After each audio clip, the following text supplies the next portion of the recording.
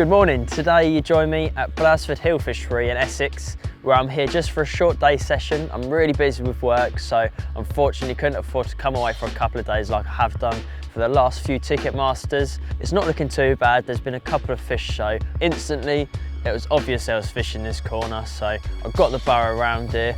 I've stripped everything right back. I've got my bucket chair, and that's it. I've not got a bed or a proper seat or anything like that. I've stripped everything back. I had a lap round and it was obvious that there was a few fish here. There was fizzing and there was also fish rolling and showing. So it was obvious there was fish here and they were obviously active as well. So I come through the gate and instantly I could see there was a few anglers on. There was 4 bivvies around to the left-hand side and then a couple on the right-hand side as well. So I've got a rod to my left, just in the middle area of the bay, the deepest part of the area of the lake I'm fishing, right where all the fizzing was. And then my right hand rod I've put just off the island, about a rod length off at the bottom of the shelf, and then I've catapulted a few boilies around it. I know that there's some big fish in here, and what big fish doesn't like a boilie? With that left hand rod, which is right in the deeper water, the way the fish were fizzing on my arrival meant I didn't want to fill it in with bait, so I just went with a small PVA mesh bag, a little 1.5 ounce lead flicked right onto the patch of bubbles. So hopefully whatever they're feeding on, they're not too preoccupied with, and that little bag of mesh pellet will just do the trick.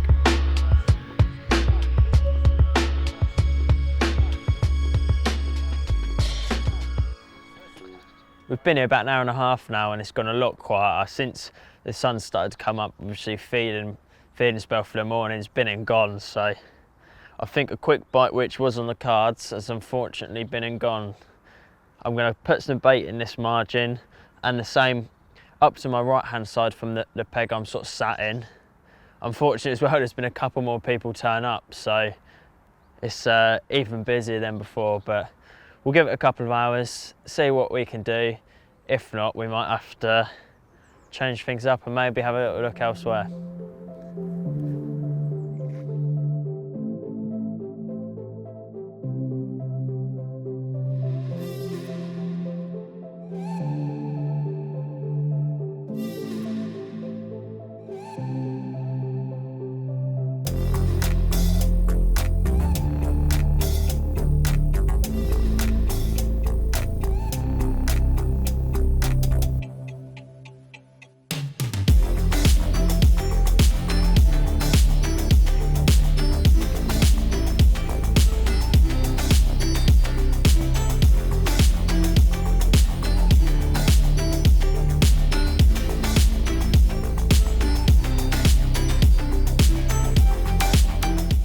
She is.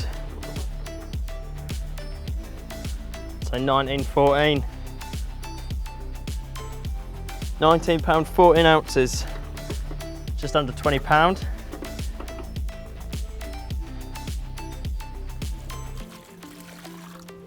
Well, what a cracker. It's mid-morning, I've been here a couple of hours and this one's rattled off on the left-hand rod. The lake's fairly busy now, there must be at least 10 people fishing. So I've stuck to it in the corner I'm in. I've baited both my margins and just sat on my hands. I knew with the pressure of other people casting around, it would disturb the fish. And sure enough, this one shows for my persistence. Happy days.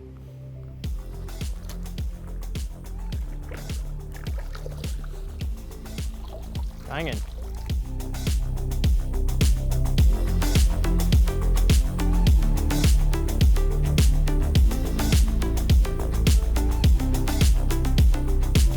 As I've only got a few hours at my disposal today, I think it's a great idea just to sit down and go through a few things with you that I consider to make my life easier and to also maximise the time that I'm actually spending on the bank. I've literally just got a couple of rods and my spod rod. Being stuck in this corner today, I don't think I'll be making use of the spod rod, but at least I've got it should I need to. As well as that, I've ditched my bivvy and I've ditched my bed chair. There's no point me dragging it around the lake. If I was going to move 3 or 4 times, it's just extra weight that I don't want to have to carry.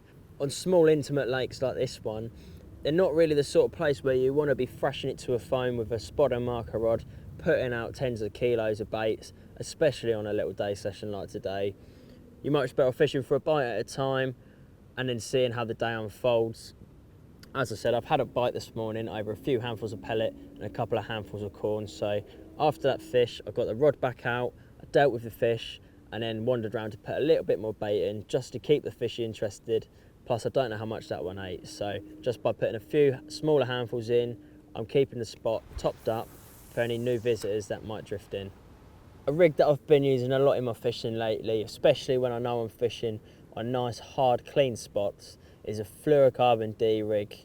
I've found the hooking potential to be awesome, and touch wood, not lost any fish, so it's looking good for the future.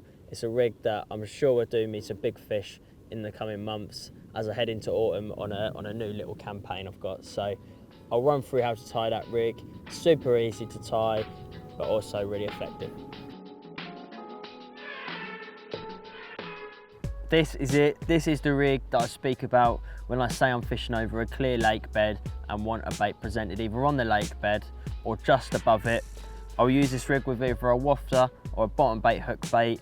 On this occasion, it's a nice little fruity squid, pink pastel wafter from Mainline. And to be honest, it's probably the hook bait which I've had over 50% of the fish I've caught this year using. So I've found this rig to be absolutely perfect for any scenario you find yourself where you know the lake bed is firm and nice and clean. As you can see in the margin, which is very similar to the spots I'm fishing, it's a nice smooth gravel with the odd larger pebble, so I know that that's going to sit in between absolutely perfectly. The rig itself is very simple. It's a size 4 curved shank hook. I've knotless knotted it onto my 20-pound fluorocarbon, leaving a super long tag end. What I then do with that tag end is pass it through a little bit of rig tubing. I then hook that over the hook so it traps the tag end to the shank of the hook, pass on a micro hook ring swivel, and then thread that tag end back through the eye of the hook. That creates your D-rig. So it's nice and neat, but very simple to tie. And then 8 inches up from that, I just tie a figure of 8 loop knot, which goes straight onto my quick change swivel. At the start of my session, before I'd even left the car park, I dipped my net, my unhooking mat and my sling in a disinfectant tank full of a sort of pinky liquid. What that liquid is a disinfectant to kill off any disease and anything that I might bring from another fishery where I was, say, last week. We don't want to spread any diseases. KHV, you can't turn a blind eye from it. It is out there, unfortunately, in the UK at the moment. So the last thing we want to be doing is spreading diseases onto venues such as this one, which have such lovely, beautiful stocks of carp, which we want to fish for week in, week out. Some venues will supply you with nets, mats and slings so that they know they've got their own stuff on site, and then that means you don't have to take anything yourself. But other venues which are really big and maybe cater for hundreds of anglers every day, the financial outlay for them to do that would be phenomenal. So if you're fishing venues like that, just make sure when you arrive everything is bone dry, as when everything's dry it's a lot harder for any disease to spread.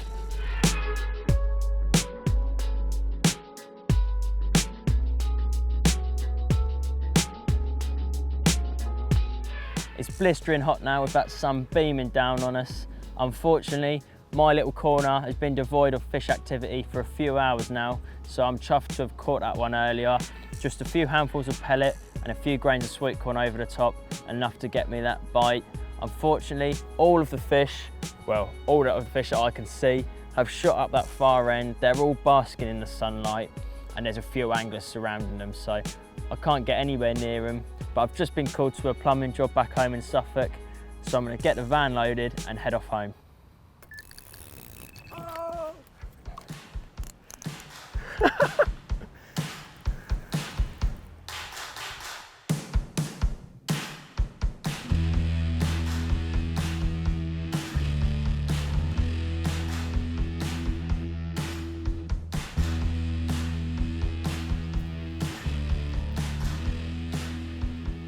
This one was a slightly different tactic to the pellets and corn. Looks like a nice little mirror. This one actually fell to a big spread of boilie. I put about 1 kilo out there. Same with the rig just over the top, that little fluorocarbon D rig. Certainly produced the goods for me.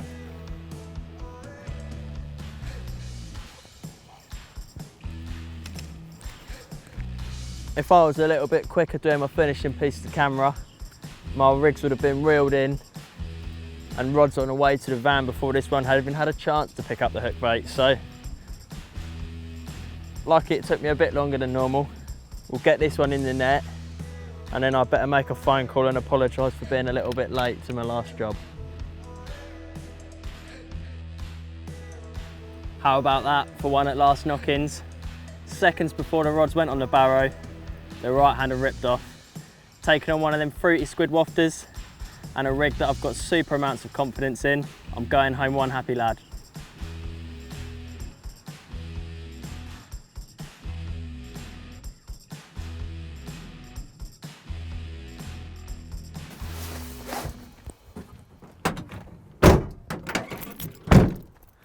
Well, it is always nice to put a wet mat back on a van, especially when it's not been raining. Chuffed to bits to bag that one at last knock-ins. Just goes to show every minute counts. I've got to get back down the A12 and head home for a last couple of hours work. Hope you've enjoyed this episode of Ticketmaster. I'll catch you next time.